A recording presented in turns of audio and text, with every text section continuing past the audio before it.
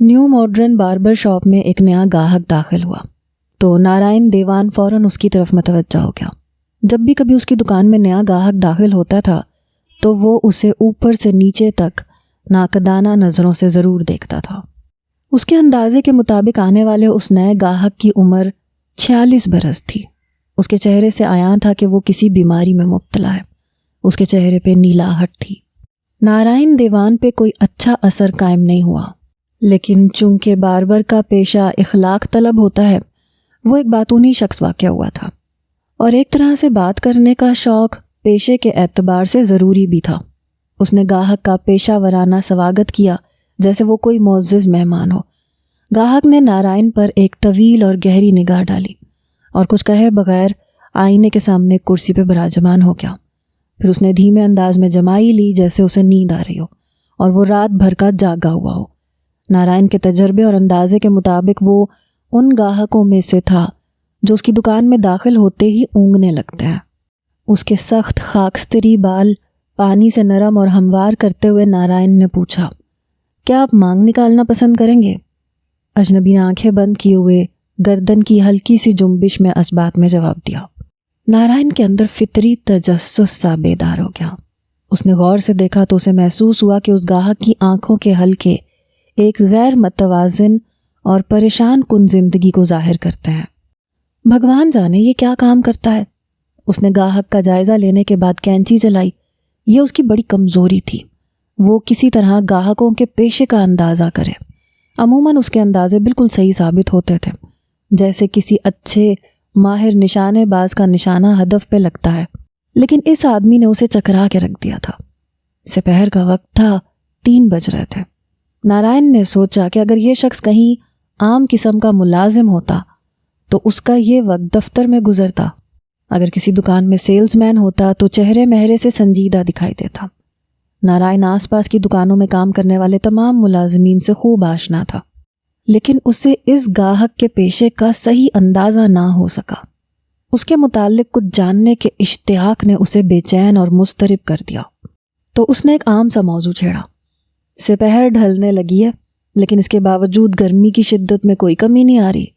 हाँ, उसने मुख्तसर सा जवाब दिया, लेकिन उसकी आंखें बदस्तूर बंद थीं। मुझे याद नहीं आ रहा, आप पहले भी मेरी दुकान पे आए हैं? क्या आप कहीं पास ही रहते हैं? हो सकता है, अजनबी ने कदरे ताअम्मुल से कहा। उसके लहजे में नाखुशगवारी सी थी। नारायण ने गला साफ किया। आपको ये बताने में मेरे ख्याल में कोई एतराज़ नहीं होगा कि आप क्या करते हैं? आपका पेशा क्या है? मेरा पेशा? जी। तुम्हारा क्या ख्याल है, क्या हो सकता है? आपका पेशा मेरी समझ में नहीं आ रहा। वैसे अक्सर मैं अपने करम फरमाओं के पेशे पहचान लेता हूँ। वाकई? उसके लहजे में हैरत थी।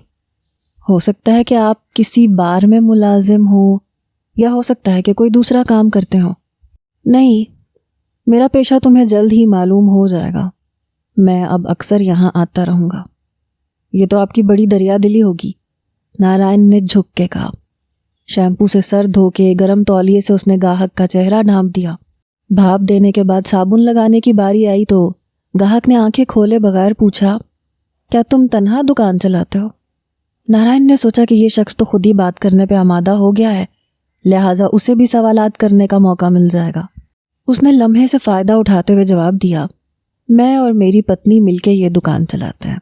वो औरतों और बच्चों के बाल काटती है। वो आज नहीं आई क्योंकि बच्ची के साथ एक रिश्तेदार की बच्ची की सालगिरह पार्टी में गई हुई है। तुम और तुम्हारी बीवी? उसका लहजा सपाट था। जी हाँ, नारायण ने कंधे उचकाए और पेशावराना मुस्कुराहट से जवाब दिया और उस तरह उठाया। उसने गाहक के चेहरे की खाल आहिस्ता से उंगलियों से दबाई। झुर्रियों की खुरदुराहट की वजह से शेव बनाना मुश्किल था। क्या आपकी भवें भी बना दूं?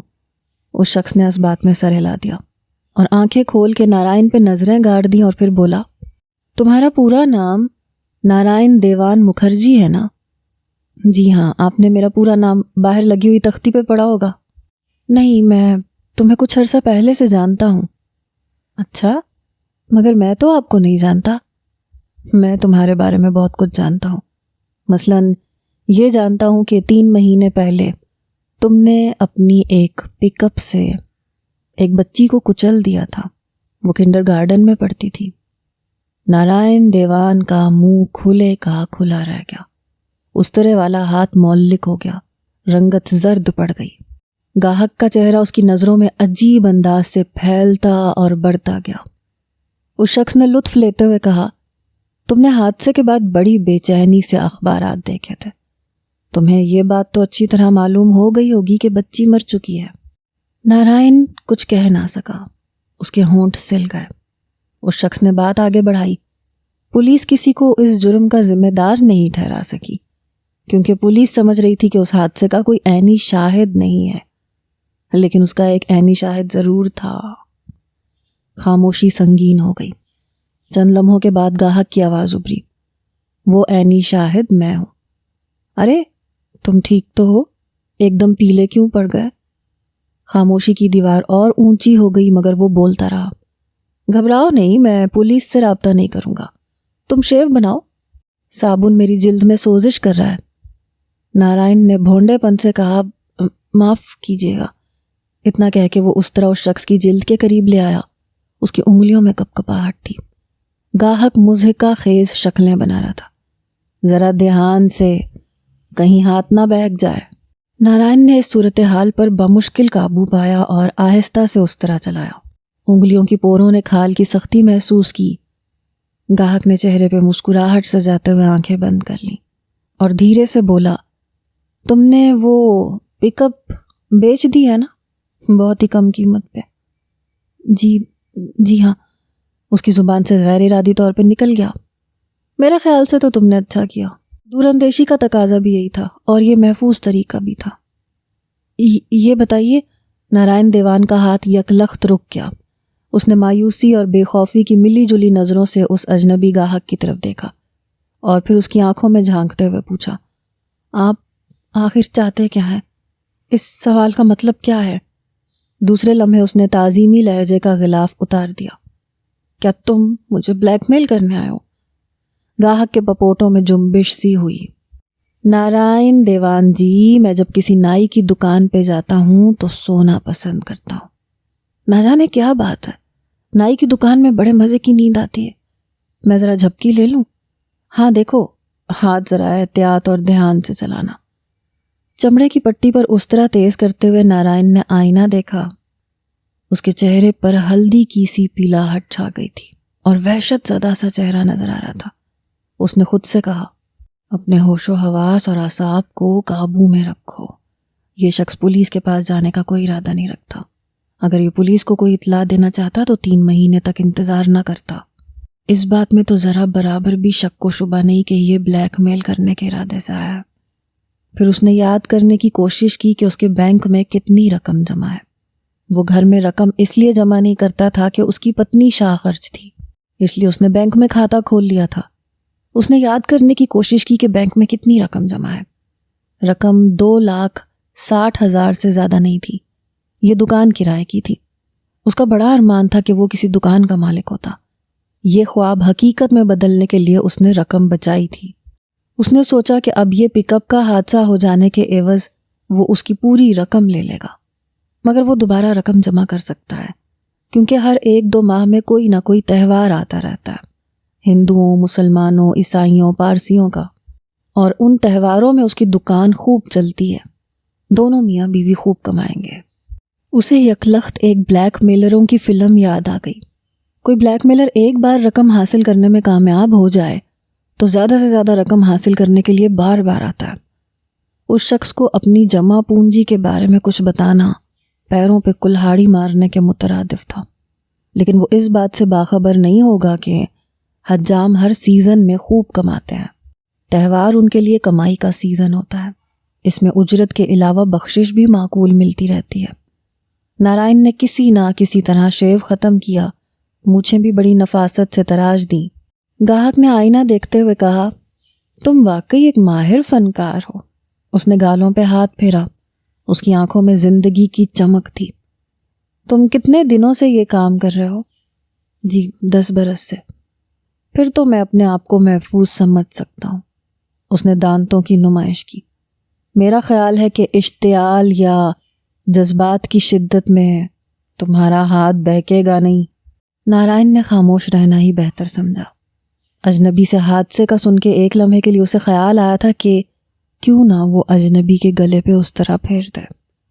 تم ایک اچھے باربر ہو۔ گاہک نے کرسی سے اٹھتے ہوئے قدادم آئینے میں اپنے چہرے کا جائزہ لیا۔ وہ پوری طرح مطمئن نظر آ رہا تھا۔ اب میں ہمیشہ تمہارے پاس ہی آیا کروں گا۔ ہمیشہ؟ وہ آگے ایک لفظ نہ بول سکا۔ الفاظ جیسے اس کے حلق میں اٹک گئے۔ وہ شکریہ کہنا چاہتا تھا۔ ہاں، میں ایک ایسے آدمی سے رابطہ رکھنا چاہتا ہوں جو اپنے کام میں ماہر ہو۔ اس نے نہایت اطمینان سے انگلیوں سے اپنا کندھا جھاڑا اور اس کی طرف دیکھتے ہوئے پوچھا، کتنے پیسے ہوئے؟ 40 روپے۔ ایسی فنکارانہ حجامت اور اتنی سستی؟ اس نے جیب میں سے کاغذ نکال کر 40 کی رقم لکھی اور کاغذ نارائن دیوان کے سامنے رکھ دیا۔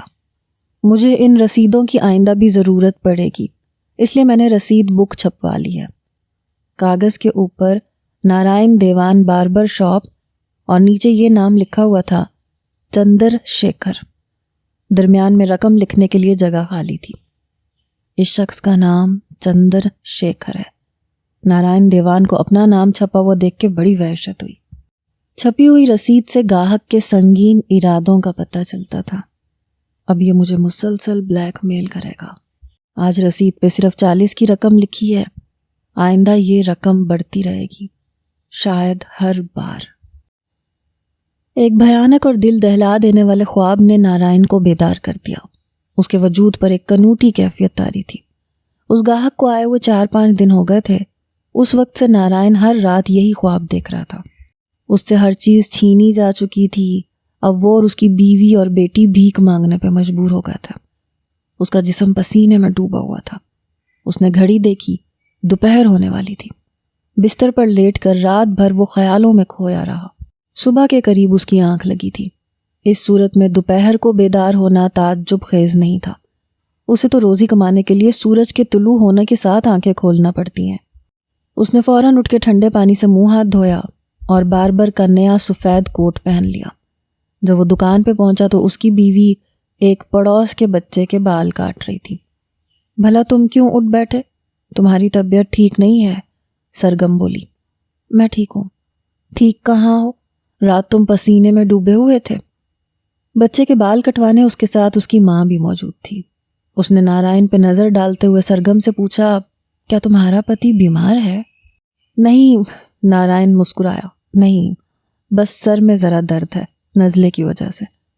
اسی وقت چندر شیکھر دکان میں داخل ہوا۔ نارائن کی بیوی سرگم ممبئی کے ایک پسماندہ علاقے کی دوستانہ فضا میں پروان چڑھی تھی۔ اس نے گرم جوشی سے نئے گاہک کا سواگت کیا۔ نارائن دیوان نے نظریں جھکا لی۔ چندر خالی کرسی پہ بیٹھ گیا۔ نارائن کے لیے گریز کی کوئی راہ نہ رہی۔ جبراً وہ اس کی طرف بڑھا۔ اس کے چہرے پہ سختی ابھر آئی جو صاف محسوس ہوتی تھی۔ وہ چندر شیکھر کو دیکھتے ہوئے بولا، ابھی تمہیں شیو بنانے کی ضرورت نہیں ہے۔ اس کے سخت اور ناگوار لہجے کے باوجود چندر نے آنکھیں بند کر لی اور آہستگی سے کہا، مجھے شیو بنوانا ہے۔ یہ کام میں خود بھی کر سکتا تھا، لیکن مجھے تمہارے ہاتھوں کی نرمی اور احتیاط سے اس طرح چلانا پسند ہے۔ سرگم کو اصل بات کا مطلق علم نہیں تھا۔ اس نے مسکرا کے ممنونیت سے کہا، میں اپنے شوہر کا کام پسند کرنے پہ شکریہ ادا کرتی ہوں۔ اس شخص نے آنکھیں کھول کے نارائن سے پوچھا، یہ تمہاری پتنی ہے؟ ہاں، نارائن دیوار نے کرسی نیچے کرتے ہوئے جواب دیا۔ اس شخص نے پھر آنکھیں بند کر لیں۔ تمہاری پتنی خوبصورت ہی نہیں، محنتی بھی ہے۔ سرگم ایک دم سے ہنس پڑی، خوش دلی سے بولی، میں خوبصورت تو نہیں ہوں۔ اس شخص نے انسنی کر کے کہا، میاں بیوی دونوں مل کے کام کرتے ہیں، معقول آمدنی ہو جاتی ہوگی، بینک بیلنس بھی اچھا خاصا ہوگا۔ نارائن فوراً سمجھ گیا کہ چندر شیکھر نے اس کی بیوی کی تعریف کیوں کی تھی۔ دونوں میاں بیوی کام کرتے ہیں تو لوٹنے کے لیے بڑی رقم مل سکتی ہے۔ وہ بھننا سا گیا۔ سرگم معاملے کی گہرائی تک کہاں پہنچ سکتی تھی۔ دوبارہ اس نے خوش دلی سے کہا، آج کل اس قدر گرانی ہے کہ کہاں بچتا ہے، اس کا تو آپ کو بھی اندازہ ہوگا۔ نارائن کو یہ بات چیت سخت ناگوار گزر رہی تھی۔ اس نے بھاپ اڑاتے تولیے سے چندر کا منہ ڈھانپ دیا۔ اسے خیال آیا کہ اگر تولیے کا دباؤ بڑھا دیا جائے تو یہ آدمی مر جائے گا۔ یہ خیال اس کے ذہن میں کوندا بن کے لپکا تھا۔ اس نے آہستہ سے تولیہ ہٹا لیا اور خاموشی سے شیو بنانے لگا۔ اس کا چہرہ ہر قسم کے جذبات سے عاری تھا۔ شیو بن گیا تو چندر شیکھر نے پہلے کی طرح آئینہ دیکھا اور پہلے ہی کی طرح مطمئن ہو گیا۔ پھر اس نے جیب میں سے کاغذ کا پرزہ نکالا۔ کتنے پیسے ہوئے؟ 20 روپے۔ نارائن دیوان نے کاغذ پکڑ لیا۔ اس کا چہرہ سرخ ہو رہا تھا۔ 5020 روپے، اس نے سرگوشی میں کہا۔ میں پڑوس کے مدراس ہوٹل میں تمہارا انتظار کروں گا۔ اس نے ایک بار پھر اپنا جائزہ لیا اور تیز تیز قدم اٹھاتا ہوا تیزی سے باہر نکل گیا۔ نارائن دیوان کے منہ سے ایک دم سے نکل گیا، کمینہ کہیں کا۔ سرگم بال کاٹنے کے بعد بچے کو ٹافی دے رہی تھی۔ وہ اس کی بات سن کے حیرت زدہ رہ گئی۔ کیا ہوا؟ نارائن نے جلدی سے سر ہلایا۔ کچھ نہیں۔ ان کی بیٹی آشا حادثے میں مرنے والی بچی کی ہی ہم عمر تھی، اس لیے نارائن نے اپنی بیوی کو کچھ بتانے کی جرت نہیں کی تھی۔ اس نے نرمی سے پوچھا، اب آشا کہاں ہے؟ کیوں؟ ابھی تو 12 بجے ہیں، تم جانتے ہو وہ 1 بجے سے پہلے نہیں آتی۔ ہاں۔ نارائن دیوان نے مشکل سے اپنے ہونٹوں پہ مسکراہٹ پیدا کی۔ اچھا، میں تھوڑی دیر کے لیے باہر جا رہا ہوں۔ مدراس ہوٹل اس کی دکان سے تیسری دکان کے بعد تھا۔ اندر کی میز کے سوا ہوٹل کی ساری میزیں خالی تھی اور ایک میز پہ چندر شیکھر بیٹھا ہوا تھا۔ اس نے ہاتھ ہلا کے نارائن کو اپنی طرف بلایا۔ وہ اس کے پاس جا کے بیٹھ گیا۔ یہ ایک اچھا ہوٹل ہے، یہاں کافی شام کے وقت ملتی ہے۔ اس وقت دل دھرنے کی جگہ نہیں ہوتی یہاں۔ اس وقت ملاقات اور بات چیت کرنے کے لیے اس سے اچھی جگہ کہاں مل سکتی ہے؟ کس قدر پرسکون ماحول ہے ملاقات کے لیے۔ نارائن نے اس کے چہرے پہ نگاہیں جما دی۔ ہاں، تم مجھ سے اپنی بیوی کے سامنے تو کاروبار کی بات نہیں کرو گے نا؟ کیا یہ ممکن ہے؟ تم رقم لے کے آئے ہو؟ ہاں، لے کے آیا ہوں۔ نارائن نے 5000 کی رقم اس کی طرف بڑھا دی۔ 500 کے نوٹ تھے۔ چندر شیکھر نے ہنستے ہوئے نوٹ اپنی کوٹ کی اندرونی جیب میں بڑی احتیاط سے رکھ لیے۔ میں نے تم سے 5020 روپے قرض لیے ہیں۔ میں اپنی چھوٹی کالی کتاب میں سارا حساب کتاب لکھتا رہوں گا۔ حالانکہ تم قرض واپس کرنے کا کوئی ارادہ نہیں رکھتا، نارائن نے طنزیہ کہا۔ اپنے بیہودہ خیالات اپنے تک ہی محدود رکھو، وہ بگڑ گیا۔ تمہیں کچھ اندازہ اور احساس ہے کہ اس رقم کا مطلب ہمارے لیے کیا ہے؟ نارائن نے تلخی سے کہا۔ ہم دونوں میاں بیوی مل کے ان تک محنت کرتے ہیں اور بعض اوقات 500 روپے سے زیادہ کما نہیں پاتے۔ فضول باتیں نہ کرو۔ مجھ سے پوچھو تو تم بہت سستے چھوٹ رہے ہو، کوڑیوں کے مول۔ اگر وہ حادثہ مجھے بھلانا ہے تو وہ بچی بھاگتی ہوئی میری گاڑی کے سامنے اچانک آ گئی تھی۔ میں نے پوری قوت سے بریک لگایا تھا، مگر میں کیا کر سکتا تھا؟ تو کیا تم یہ سمجھتے ہو کہ پولیس والے تمہارے اس بیان کو سچ مان لیں گے؟ چندر شیکھر نے اسے گھورا۔ تم واقعے کے عینی شاہد ہو، تمہیں تو معلوم ہے کہ کیا ہوا تھا، حادثہ کیسے پیش آیا تھا۔ میں یقین سے کچھ نہیں کہہ سکتا، لیکن اگر میں پولیس سے یہ کہہ دوں کہ تم بے تحاشا رفتار سے گاڑی چلا رہے تھے، اس طرح سے جیسے ٹرک ڈرائیور اور مسافر بس کے ڈرائیور ہائی وے پہ نشے کی حالت میں چلاتے ہیں، اور پھر تم دیکھ بھی کسی اور طرف رہے تھے اور گاڑی کسی اور سمت چلا رہے تھے، تم بہت کمینے ہو۔ نارائن نے بڑے زور سے میز پہ مکہ مارا تھا۔ اس کا بس چلتا تو وہ چندر شیکھر کے منہ پہ دے مارتا، لیکن بات پھر بہت بگڑ جاتی اور پھر اسے قتل کے الزام میں گرفتار کر کے پھانسی دے دی جاتی۔ چندر شیکھر کے لبوں پہ ایک سرے سے دوسرے سرے تک معنی خیز مسکراہٹ پھیل گئی۔ اس نے نارائن دیوان کے منہ سے گالی سن کے جو رد عمل ظاہر کیا تھا، نارائن کو اس کی توقع نہیں تھی۔ وہ یہ سمجھا تھا کہ چندر شیکھر اس پہ پھٹ پڑے گا، جبکہ اس کی اطمینان بھری مسکراہٹ دیکھ کے اسے اندازہ ہو رہا تھا کہ یہ بلیک میلر کس قدر مکار، چالاک اور گہرا شخص ہے۔ شری نارائن دیوان جی، اس نے مصنوعی تعظیم سے کہا، اگر آپ مجھے क्षमा کر دیں تو آپ کی بڑی مہربانی ہوگی۔ آپ کی دیا سے تھوڑی بہت رقم میری جیب میں ہے، چائے کی قیمت میں خود ادا کروں گا۔ اسے ایسے لگا کہ چندر شیکھر نے اس کے وجود پہ جوتا مارا ہے۔ اگر وہ گالی دیتا تو اس کی چوٹ ایسی نہ لگتی۔ 5 دن بعد چندر شیکھر پھر دکان میں داخل ہوا۔ सरगम उसे एक अच्छा गाहक समझती थी। वो नहायत खुश हो गई क्योंकि चंद्रशेखर ने उसकी तारीफ भी की थी। लेकिन ये देखकर वो हैरान हुई कि उसके शौहर का चेहरा उतर गया था। नारायण देवान ने तौहन करहन उसकी शेव बनाई।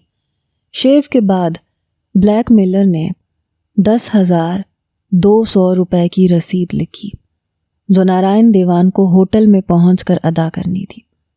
उसने सोचा कि अगली रसीद यकीनन 20,000 की होगी, फिर उससे अगली मर्तबा 40,000 की। इस हिसाब से तो मैं बहुत जल्दी दिवालिया हो जाऊंगा और मेरा डरावना ख्वाब एक हकीकत बन जाएगा। इस अजियतनाक मुसीबत से बचने के लिए मुझे कुछ करना चाहिए। सवाल यह है कि क्या करना चाहिए। नारायण देवान मखमसे में पड़ गया।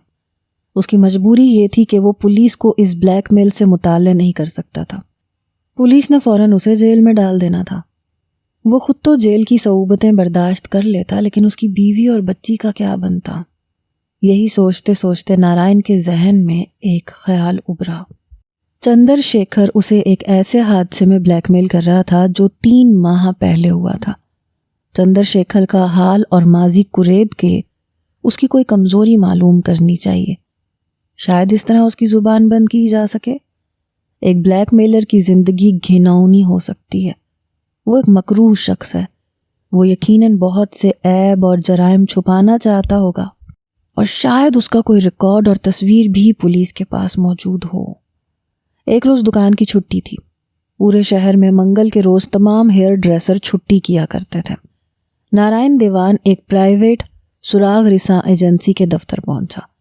दफ्तर का नाम तो बेहद शानदार था, लेकिन उसकी हालत बड़ी खराब थी। ये एक पुरानी और खस्ता इमारत का छोटा सा कमरा था। इमारत की बोसीदा सीढ़ियों पर चढ़ना शायद कोह पैमाओं के लिए भी आसान ना होगा। दरवाजे के शीशे पे लिखे हुए हरूफ मध्यम पढ़ते जा रहे थे। दफ्तर में एक छोटे कद का आदमी बैठा हुआ था। उसकी उम्र 35-36 बरस होगी। उसने नारायण को यह बताना ज़रूरी समझा कि एजेंसी के दूसरे तमाम मुलाजिम अपने अपने फ़राइज़ की अंजाम दही के लिए बाहर गए हुए हैं। नारायण ने बगैर किसी तमहीद के उसके सामने बैठ के कहा, मैं एक आदमी के बारे में मालूमात करवाने के लिए आया हूँ, क्या आप फराहम कर सकते हैं? सुराग रिसा ने मेज़ की दराज में से एक नोटबुक निकाली। पूछा, क्या ज़ाती मालूमात और इत्तलात फराहम की जाएंगी?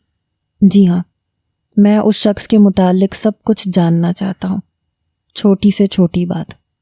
नाम चंद्रशेखर। ये तो शायद एक मारूफ और मशहूर अदाकार का नाम है। खैर, पता ये मुझे नहीं मालूम, मैं सिर्फ उसके नाम से वाकिफ़ हूँ। फिर नारायण देवान ने उसे बताया कि वो मेरी दुकान पे आता है और बराबर में जो मद्रास होटल है उसमें बैठता है। आप वहाँ से उसका ताक़ुब कर सकते हैं। नारायण देवान ने उसे अपनी दुकान का नाम और पता भी बता दिया।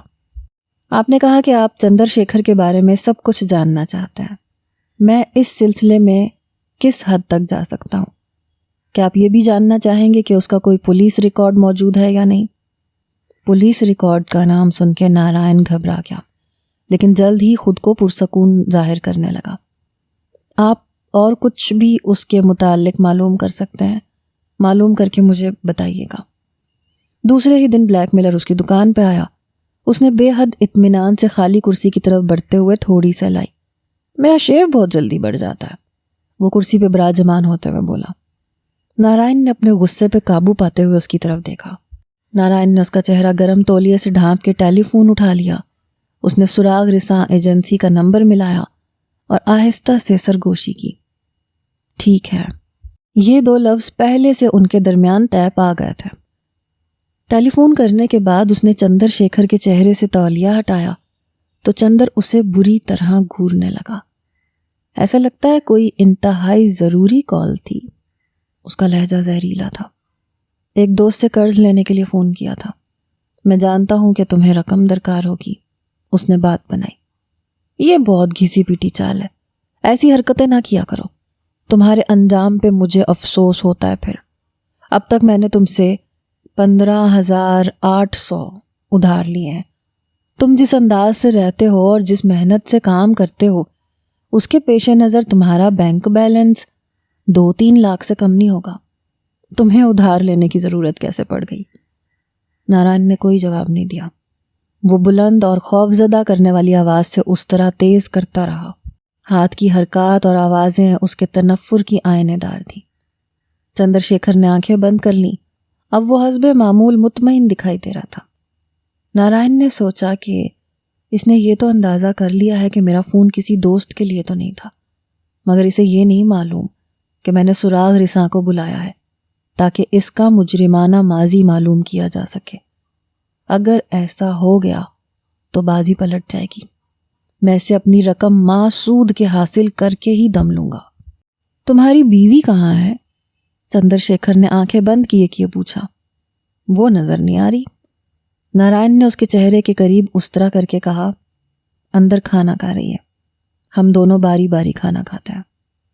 اس وقت بڑی مشکل ہوتی ہوگی جب تم دونوں ایک ساتھ کھانا کھاتے ہو گے۔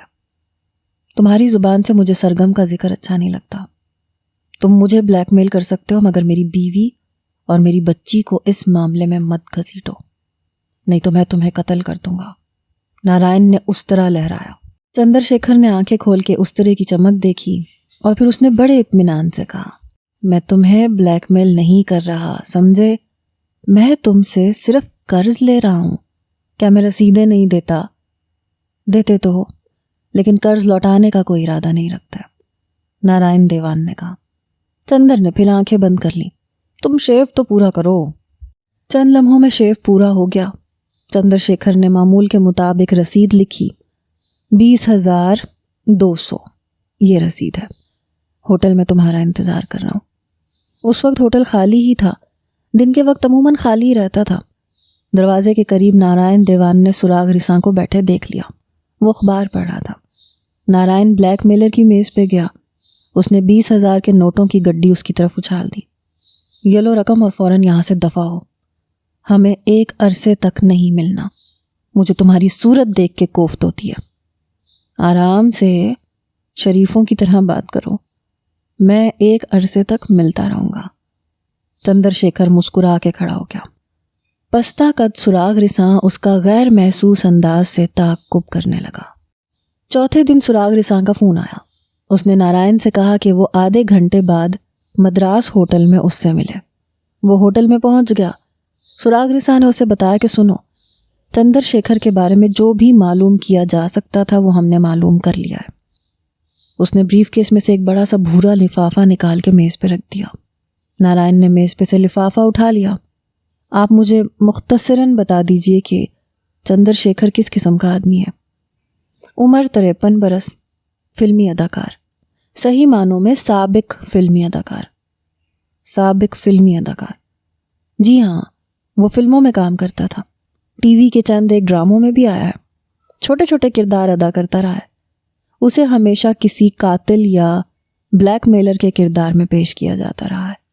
اس کی اداکاری پرانے انداز کی تھی، اس لیے کامیاب نہیں ہو سکا۔ رفتہ رفتہ اسے بہت کم کام ملنے لگا اور آج کل تو کوئی اسے پوچھتا بھی نہیں ہے، بہت دنوں سے بیکار ہے۔ پھر تو وہ مالی پریشانیوں میں مبتلا ہوگا۔ بالکل، آمدنی صفر ہے۔ ایک بوڑھا اداکار بھلا کیا کما سکتا ہے؟ خاندان؟ بیوی ہے اور ایک بیٹا ہے جو کالج میں داخلہ لینے والا ہے۔ ایک بے روزگار آدمی اپنے بیٹے کو کالج میں کیسے داخل کروا سکتا ہے؟ چندر شیکھر کی پتنی گھر پہ کچھ کام کرتی ہے۔ بیٹے کی تعلیم کے لیے وہ روکھی سوکھی کھاتے ہیں اور معمولی زندگی گزارتے ہیں۔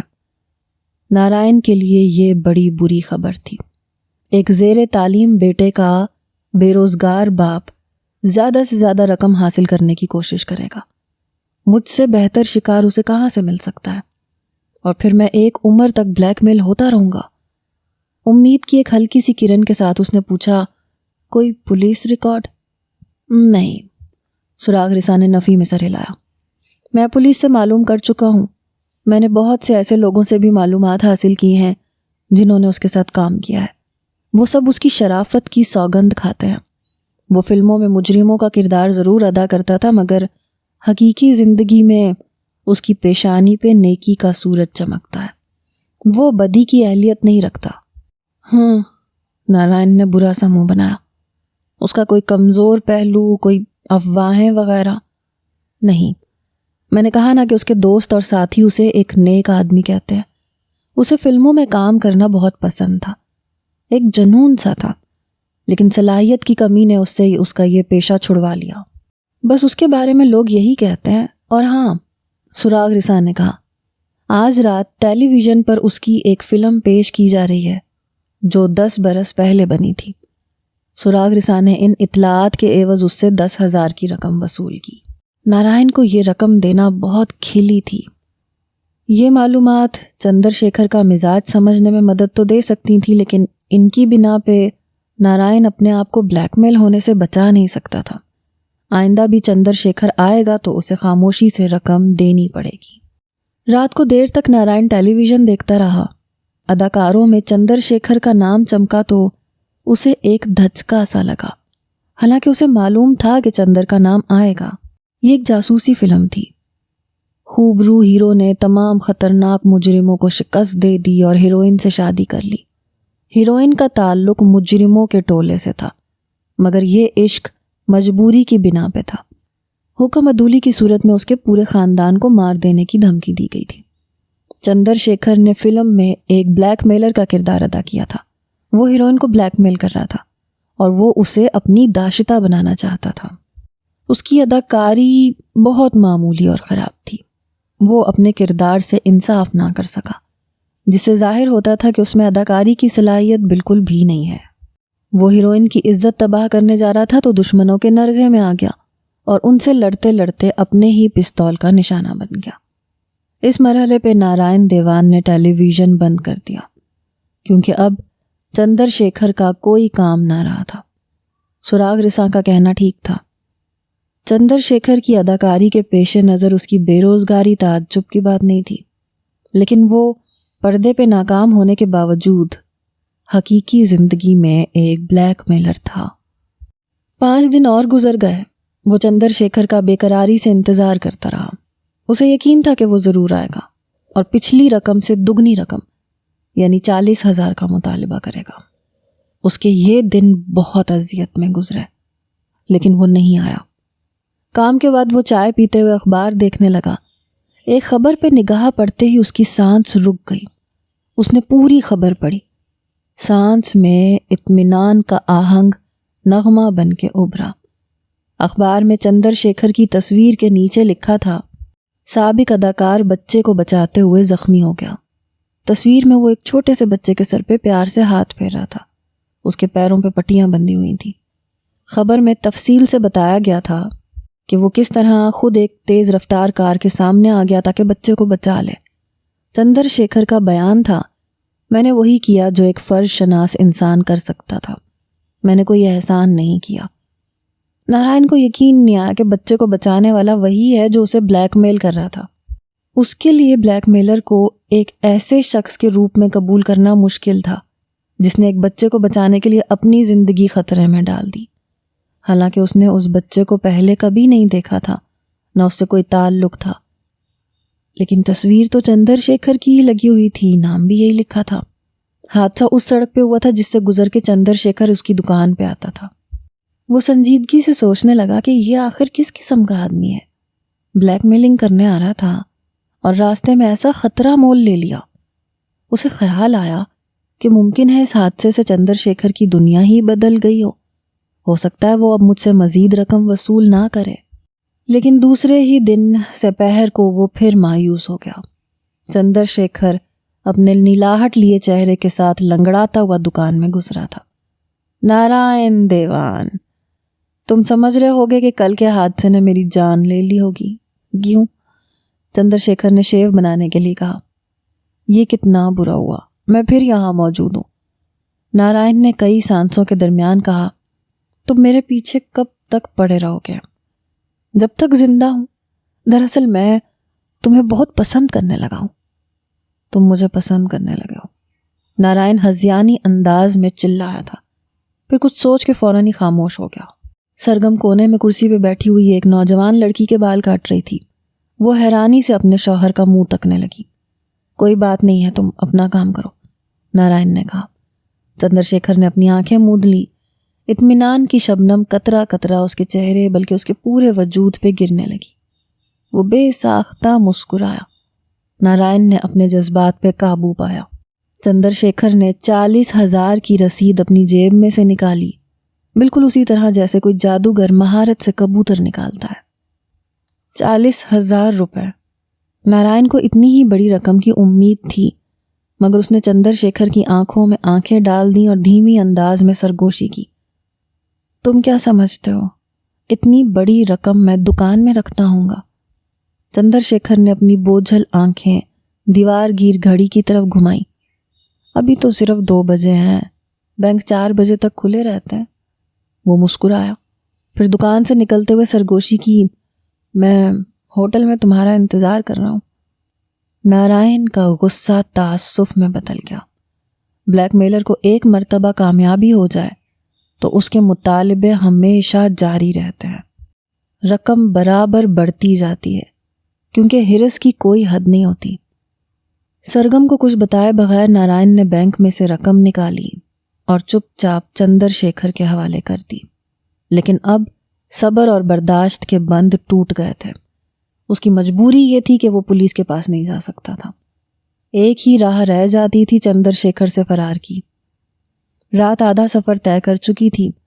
اس نے اپنی بیوی سے کہا جو کہ اس کے بازوؤں میں سمٹی ہوئی تھی، سرگم میں یہاں سے منتقل ہو کے کہیں اور جانا چاہتا ہوں۔ مگر کیوں؟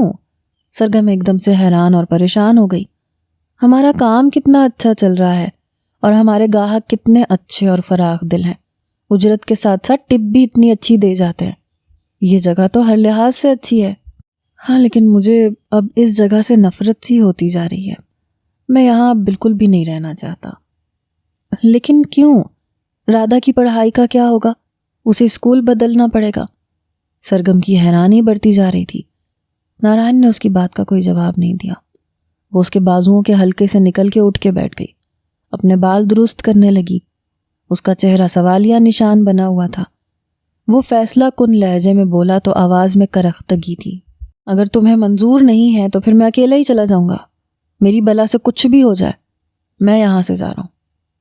سرگم پیلی پڑ گئی، پیشانی ارکالود ہو گئی، اس کی آواز حلق میں اٹکنے لگی۔ اچھی بات ہے، جیسے تمہاری مرضی، اس جگہ کو چھوڑ دیں گے، لیکن میں ایک بات پوچھنا چاہتی ہوں، کیا اس کا تعلق اس آدمی سے ہے جو مستقل ہماری دکان پہ آنے لگا ہے؟ نہیں، اس نے نظریں جھکا لیں، اس کا اس سے کوئی تعلق نہیں ہے۔ وہ دونوں شہر کے ایک دور دراز علاقے میں منتقل ہو گئے۔ ممبئی شہر بہت بڑا تھا، لیکن انہوں نے اس سابقہ علاقے سے تعلق نہیں توڑا کیونکہ وہ وہیں پیدا ہوئے تھے۔ سرگم اور اس کی محبت کا آغاز اور بیاہ بھی وہیں پہ ہوا تھا۔ ایک جذباتی وابستگی بھی تھی۔ ان کا کوئی آبائی شہر نہیں تھا جہاں وہ لوٹ سکتے، انہیں کوئی دوسرا کام بھی نہیں آتا تھا، اس لیے نارائن دیوان نے باربر شاپ کھولنے کے لیے ایک نئی دکان کرائے پہ لے لی۔ اسے ساز و سامان سے آراستہ کیا۔ سرگم اپنی بچی کو اسکول میں داخل کروانے لے گئی۔ دکان کی آرائش نے نارائن کو بہت تھکا دیا تھا۔ وہ کرسی پہ بیٹھ گیا اور سوچنے لگا کہ چندرشیکھر نے میرے ذاتی ہیئر کٹنگ سیلون کا خواب خاک میں ملا دیا۔ وہ بھی سوچ ہی رہا تھا کہ اسے ایک چاپ سنائی دی۔ وہ تھکن کے باوجود مسکراتا ہوا اپنے پہلے گاہک کے سواگت کے لیے دروازے کی طرف مڑا۔ مڑتے ہی اس کی مسکراہٹ منجمد ہو گئی۔ دروازے سے داخل ہونے والا شخص چندرشیکھر تھا۔ اس نے نئی دکان اور اس کی آرائش پہ نظر ڈال کے اچھی طرح جائزہ لیا اور تھکے تھکے انداز سے کہا، کتنا وقت خوار ہونا پڑا مجھے تمہاری تلاش میں بتا نہیں سکتا۔ نفرت اور غصے سے نارائن کے ہونٹ چپک کے رہ گئے۔ چندرشیکھر اس کے چہرے کے تاثرات اور جذبات کو نظر انداز کر کے کرسی پہ بڑے اطمینان سے بیٹھ گیا اور نہایت سکون سے بولا، جلدی سے میرا شیو بنا دو، میں حسب معمول رسید لے کے آیا ہوں۔ نارائن خاموش اور بے حس و حرکت کھڑا رہا۔ چندرشیکھر کی آواز دکان میں گونجی، میں نے کیا کہا؟ سنا نہیں؟ چلو کام شروع کرو۔ وہ اس دوران کرسی پہ بیٹھ چکا تھا۔ چندرشیکھر کی فرمائش بلکہ حکم پر وہ مشینی انداز میں کھڑا ہوا۔ اس نے ایک گرم تولیہ اٹھایا، کرسی کی پشت جھکائی اور تولیے سے چندرشیکھر کا نیلا چہرہ ڈھانپ دیا۔ بھاپ دے کے اس نے تولیہ اٹھایا تو چندرشیکھر نے حیرت زدہ نظروں سے اسے دیکھا۔ تم سکڑ کے رہ گئے ہو. اگر تمہاری طبیعت ٹھیک نہیں تو جلدی سے اچھے ہو جاؤ، کیونکہ تم میری زندگی کا لازمی حصہ بن گئے ہو. خاموش رہو، نارائن نے ٹوٹے ہوئے لہجے میں کہا. اس نے استرا ہاتھ میں لے لیا. اس کی انگلیاں کانپ رہی تھیں. آخر تم اتنا غصہ کیوں کر رہے ہو؟ ہم پھر مل گئے نا، چندر شیکھر نے دوستانہ انداز میں کہا. میں تمہیں خوش اور مسکراتا ہوا دیکھنا چاہتا ہوں، کیونکہ ہمیں کئی دنوں تک ایک دوسرے سے وابستہ رہنا ہے. چپ! نارائن اس سے زیادہ کچھ نہیں کہہ سکا. آخر تمہیں ہو کیا گیا ہے؟ چندر شیکھر نے پوچھا. بتاؤ تو صحیح. میں کہتا ہوں چپ رہو، نارائن نے سپاٹ لہجے میں کہا. اس کا انداز ایک بچے کو ڈانٹنے کا سا تھا. تم مسکراتے کیوں نہیں ہو؟ تمہیں گاہکوں کے ساتھ خوش اخلاقی سے پیش آنا چاہیے. چندر شیکھر مسکراتے ہوئے بولا. یہ پیشہ ایسا ہے جس سے گاہک خوش ہو کے بار بار آتا ہے. نارائن کا چہرہ بے بسی سے لٹک کے رہ گیا. کمینے، بدماش! اس کی آواز سرگوشی سے زیادہ نہیں تھی. اتنا غصہ مت کرو پیارے، میں تمہیں پسند کرتا ہوں. نارائن دیوان کھڑا ہی رہا تو چندر شیکھر ہنسنے لگا. یہ تمہارا چہرہ کیسا ہو گیا ہے؟ ڈر لگ رہا ہے. وہ اور زور سے ہنسا. او اب سمجھا، آج اس بچی کی برسی ہے نا جسے تم نے ہلاک کیا تھا. تمہارے دل پہ اس بات کا اثر ہے. نارائن کو اس لمحے ایک کالا بچھو یاد آیا. اس بچھو کو اس نے بچپن میں کچل دیا تھا. اب وہی بچھو پھر سے اس کے سامنے تھا. اگر وہ اسے کچل دے تو اس کی جان چھوٹ جائے گی. اس بچھو پر اسے پاؤں رکھنا ہی تھا، اسے کچلنا ہی تھا. مگر کیوں؟ اسے چاقو سے بھی تو کاٹا جا سکتا ہے.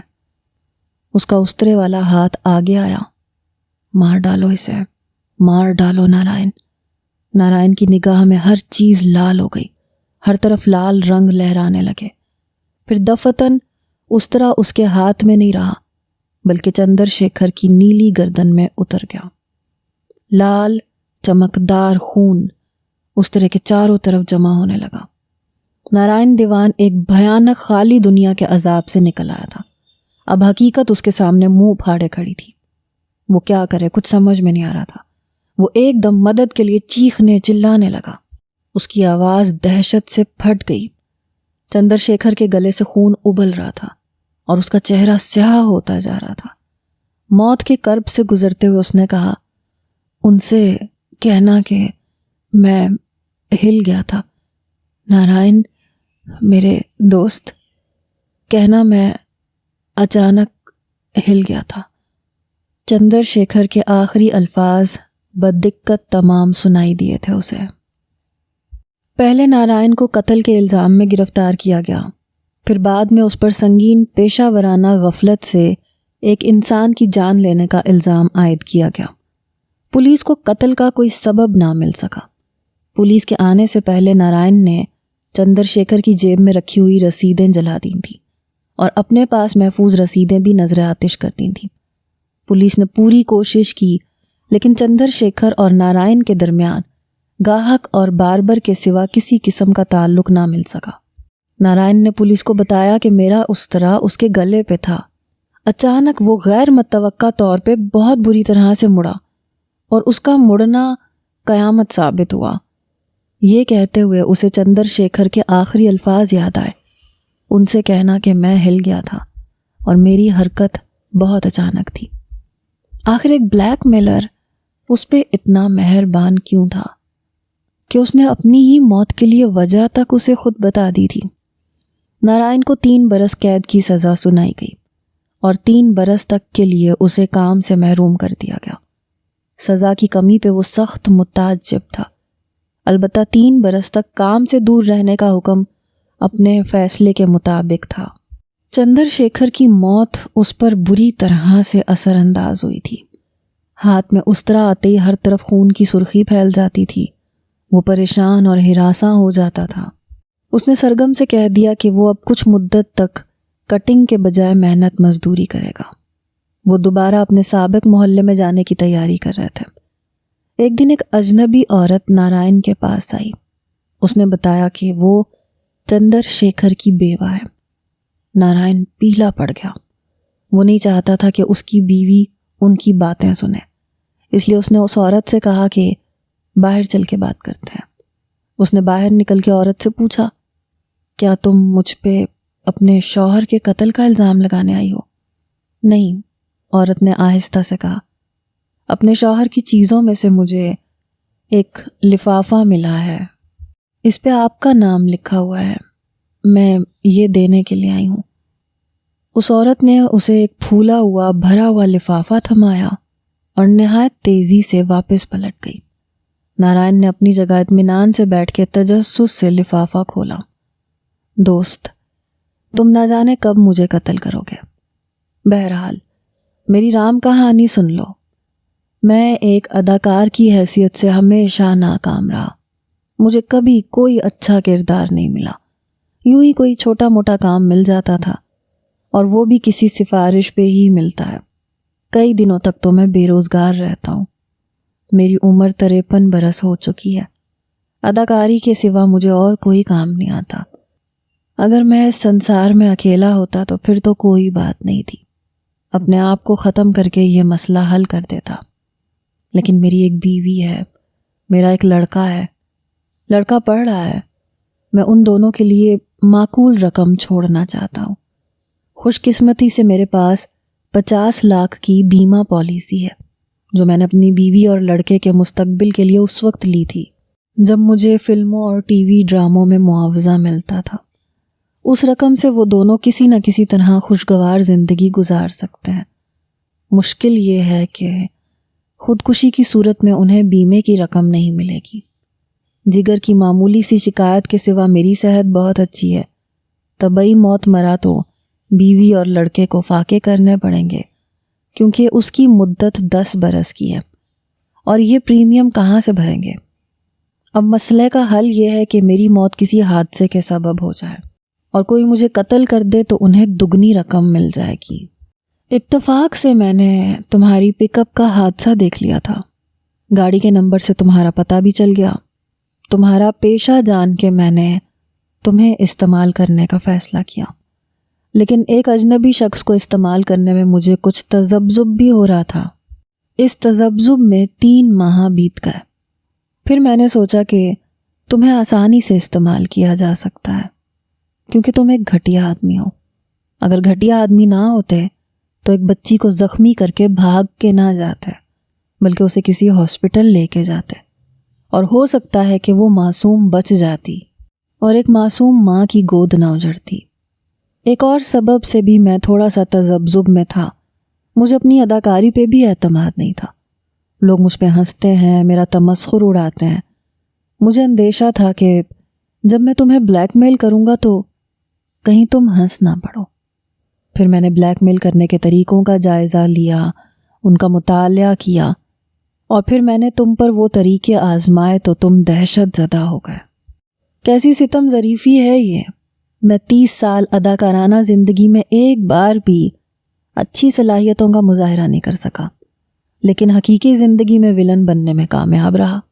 میری یہ کوشش بار آور ثابت ہوئی۔ رفتہ رفتہ میرے علم میں آتا گیا کہ تم برے آدمی نہیں ہو بلکہ ایک اچھے آدمی ہو۔ میں تمہیں جو کچھ کرنے کے لیے ہراساں اور مجبور کر رہا ہوں، مجھے اس کا دکھ بھی ہونے لگا تھا۔ یہی وجہ ہے کہ میں ایک بچے کو بچانے کے لیے اس کی کار کے سامنے جا کودا تھا۔